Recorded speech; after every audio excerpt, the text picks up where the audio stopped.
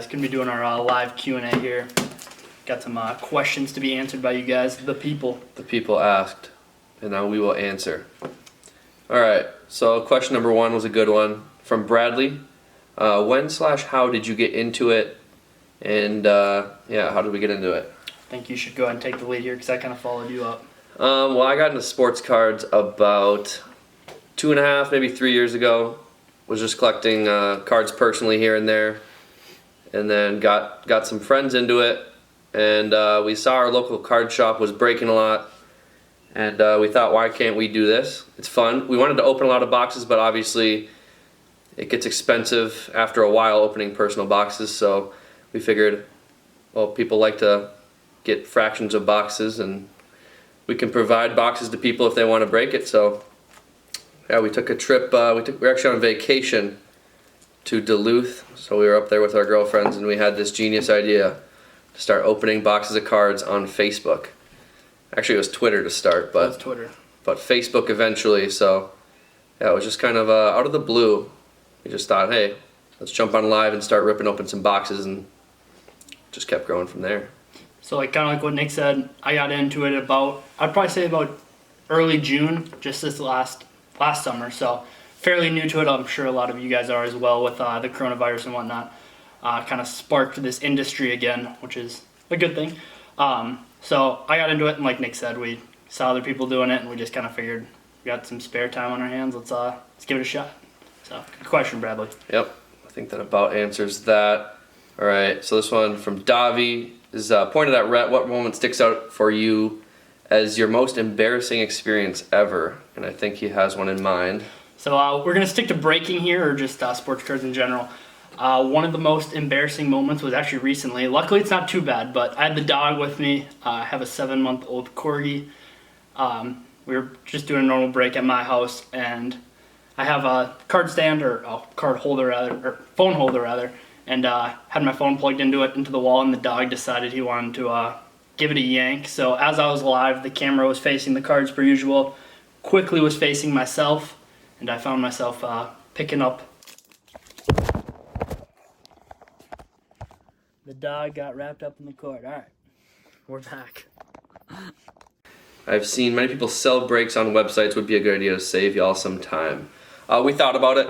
I think down the road it'll probably make more sense. Right now we're about 1,900, 2,000 people in the group, and it seems to be working on Facebook just fine for now, but I think a website is a good idea for getting other audiences like Twitter, Instagram, TikTok, people to be able to jump in the breaks a little easier.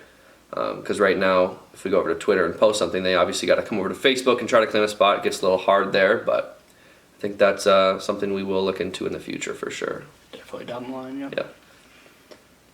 All right, Hunter asked, what made you guys choose the name 10K Breaks? If you don't know, Minnesota has 10,000 lakes, so we're actually, like Nick said earlier, we were up in Duluth, actually at Lake Superior, one of the bigger Great Lakes, and so just kind of lakes and breaks. Just a play on words. Yeah, Land of 10K lakes, and 10K breaks kind of rhymes with that, so we went with it. All right, Nick V also asked, did you think your group would become as big as it is, and then what's the biggest challenge in running the group? I didn't think it was going to get this big this quick necessarily. I knew we were in it for the long haul. We didn't want to just do it for a week and be done with it, but to see it grow this quick is kind of shocking, I would say. Definitely didn't expect it, but we appreciate all the support, of course. Definitely. What's the biggest challenge? What do you think the challenge is? Biggest challenge? I think kind of like what Nick said with getting all the platforms onto one platform. So like with that website idea, it's kind of difficult to be able to, we try to post stuff on Instagram, Twitter, etc., but it's pretty hard to get people to jump across platforms. Like some people are just Twitter guys, just jumping in Twitter breaks, etc. I know a lot of you guys, OG guys, came from Twitter, which we appreciate you guys sticking with us and making that jump. But doing things like on TikTok, it's hard to get people, to come to your links, etc. So if we just had one base, like we can post, hey, our website's here, jump in a break, it's posted at say 8 a.m. and it breaks at 9 p.m. And you guys can just, throughout the day, if you see a break you want to jump in, be able to do that. So. Yeah, I'd say that's probably one of the bigger challenges, getting people to cross over. And that's why we had a couple hundred followers on Twitter when we were breaking on Twitter. and we were nervous to jump over to Facebook because we didn't know how many people would actually go over to Facebook and join our group and stuff. But it seems to be a more stable platform for organization and all that stuff. So I think, yeah, it's probably the biggest challenge is getting people to come on over to Facebook. All right. What's one card we've shipped out from a break that we wish we could have kept for ourselves? I think we both agreed on it. It was probably the Joe Burrow rookie auto out of Prism Hobby.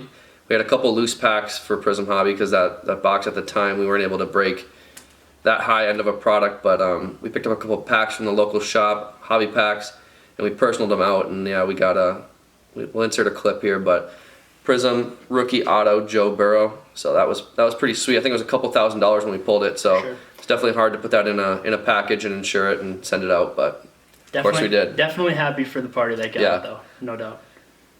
So Michaela asked who made our logo. Michaela actually made the logo, so how ironic of her to ask. I think just some. That's Rhett's girlfriend. Michaela made our logo, and we've been with it since day one.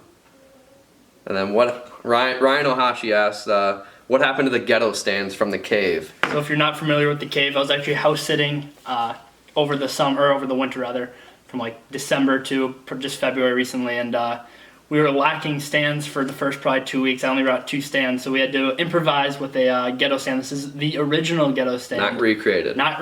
The original. It has been sitting on our shelves since the return, since I've been back. So for any of you guys from that time range, you definitely would know what this is. So for sure. Appreciate the question there, Ryan. All right. Davi asked, have we ever been in a hockey fight? So if you don't know, we play hockey every Tuesdays. That's why we'll usually do about 2 to 3 breaks on Tuesdays. We've actually never been in men's league. We've never been in a hockey fight, I guess. But we do throw some words around every once in a while. It's a pretty friendly environment, though, so we usually don't get physical too often. Let's see. Todd wants to see some videos of our hockey games. We'll insert a clip there for you, Todd. We'll try to put some in.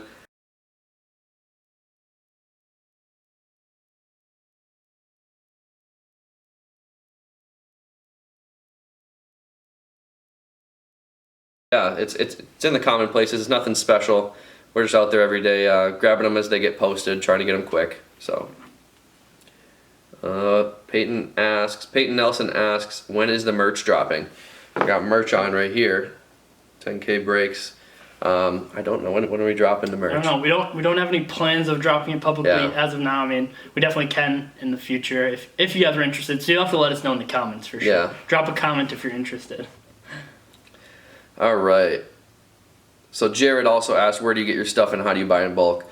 It was a little easier before Target started doing the whole 3 limit per person thing. We'd find people on Marketplace and find people all over the place selling stuff in really big bulk. So we were able to buy them at one time. It'd be easier for us, but now we're having to buy them in 3 or 4 blasters at a time, and we just actually got 2 optic blasters in. So it's a lot of orders coming in now, so it's just quantity. We just keep buying, a lot to keep track of, so that's usually what we do. All right, and then Nick V asked, what do we PC? All right, we'll kind of run down this is our 10Ks PC, but it kind of reflects on what we're collecting ourselves. Myself, I started with hockey, and I honestly prefer hockey. Obviously, it's fun to collect quarterbacks and whatnot, but not too big on basketball personally. I mostly enjoy watching hockey. So first up, kind of get a little closer here. Yeah. First up, we got PSA 3. This will be Wayne Gretzky, obviously the greatest hockey player of all time.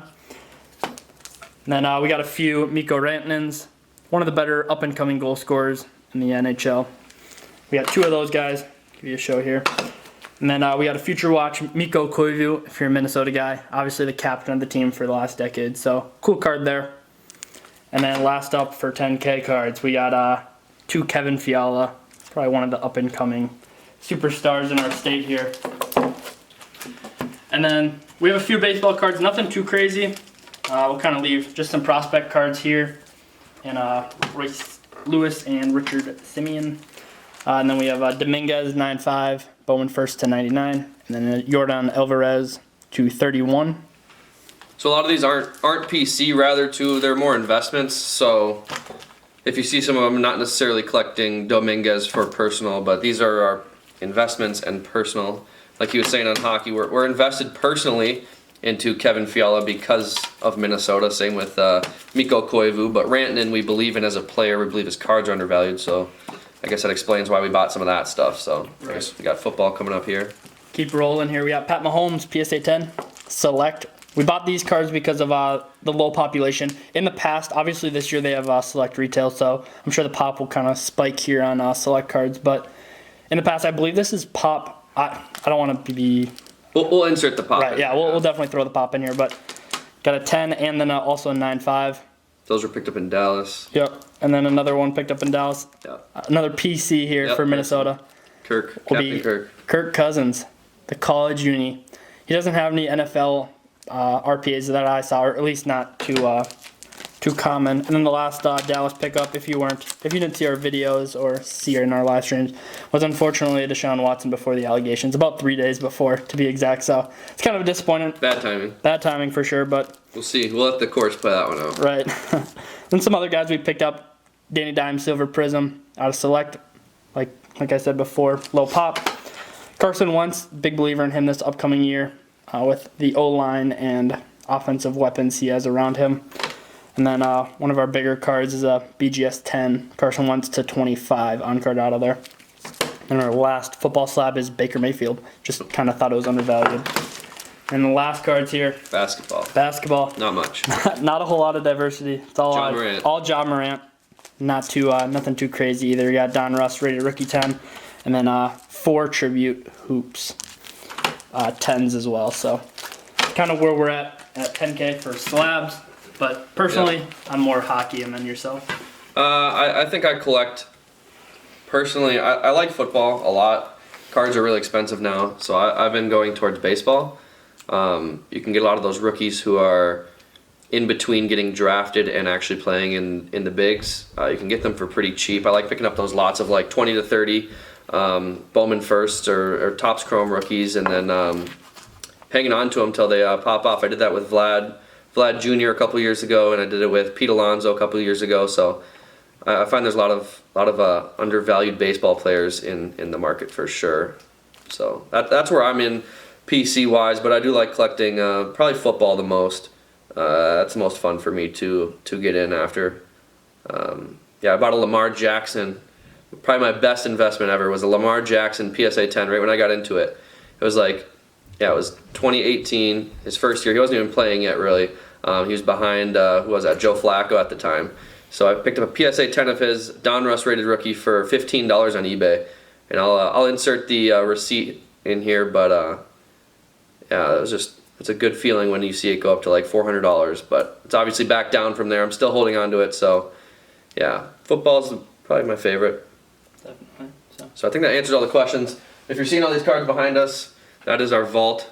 That is stuff that we usually aren't breaking right now. It's kind of our investment pieces, if you like to call it that, for wax and all that. So we got some national treasures up there.